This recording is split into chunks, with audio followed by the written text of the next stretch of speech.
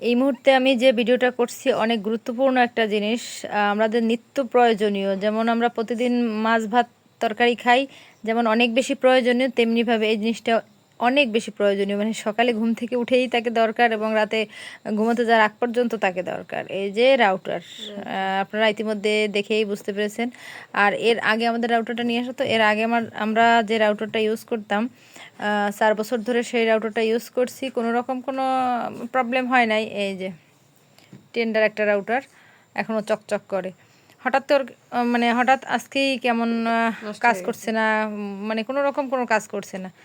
তারপরে ভাবলাম যে হয়তো রাউটার প্রবলেম হয়েছে, অফিসে ফোন দিলাম, অফিস বলছে যে তাদের কোনো প্রবলেম নাই, তাহলে হয়তো রাউটারের কোনো প্রবলেম, যার কারণে আজকে আর একটা নতুন রাউটার নিয়ে আসা হয়েছে। হ্যাঁ, এটা খোলো, এটা হচ্ছে নেটিসের। আগে এই 4 বছর ইউজ করেছি, অনেক ভালো সার্ভিস দিয়েছে। হঠাৎ আজকেই খারাপ হলো। আর এখন এই মুহূর্তে নাকি, তখন আবার এটা ছিল না যখন ওটা কিনেছিলাম, এখন এই নেটিসটা এটাই নাকি বাজারে ভালো। নিচে রাখ, একদম নিচে রাখ। এটা ছিল 2টা অ্যান্টিনা, এটা হচ্ছে 3টা অ্যান্টিনা। যাই হোক, ব্যবহারের পর বোঝা যাবে যে কতটা ভালো। কিন্তু দোকানদার বলছে এই মুহূর্তে এটাই নাকি লেটেস্ট এবং এটা নাকি ওটার থেকেও ভালো কাজ করবে, ওয়ারেন্টি। আর এইটার যে দাম ছিল, এটা ঢাকা থেকে নেওয়া হয়েছিল, হ্যাঁ, 950 টাকা। মানে আর এটা হচ্ছে 1450। এটার থেকে দাম তো এটার অনেকটাই বেশি। যাই হোক, এখন লাগানোর পর বোঝা যাবে যে সে কেমন।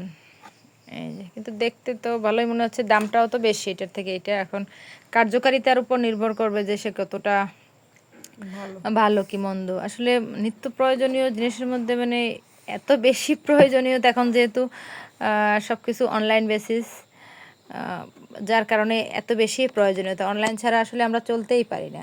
সকালে ঘুম থেকে উঠে যদি মোবাইলে এমবি না থাকে বা ওয়াইফাই না থাকে, মনে হয় যেন কী যেন নাই। মানে এরকম একটা মানে হতাশা কাজ করে যে কী যেন নাই, কী যেন নাই।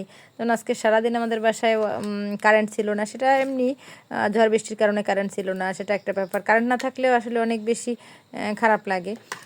তারপর যখন কারেন্ট আসছে, তারপর ওয়াইফাই নাই, মনে হচ্ছে কী যেন নাই মানে। আর বিশেষ করে এত বেশি অভ্যস্ত হয়ে গেছে, মানে বড়রা আমরা যেমন অভ্যস্ত হয়ে গেছি, শিশুরাও কিন্তু অনেক বেশি অভ্যস্ত। যেমন এদের একটু টিভি দেখতে হবে, কার্টুন দেখতে হবে, একটু ইউটিউব দেখে ভাত খাবে এরা। আসলে এভাবেই হয়তো প্রত্যেক ঘরের শিশুরাই অভ্যস্ত হয়ে গেছে। আর আমাদের বাসায়ও সেম অবস্থা। টিভি না দেখে তো আবিদ ভাতই খেতে পারতেছে না, আবিহা ভাত খেতে পারতেছে না। যাই হোক, এই প্রবলেম ধরা পড়ার পরেই আপনাদের দুলাভাই এটা নিয়ে আসছে। এখন এটা সেট করার পর হয়তো যদি ভালো হয় আলহামদুলিল্লাহ, দেখা যাক কী হয়।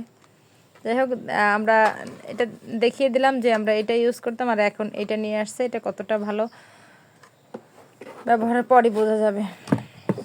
না, সরাই রাখো।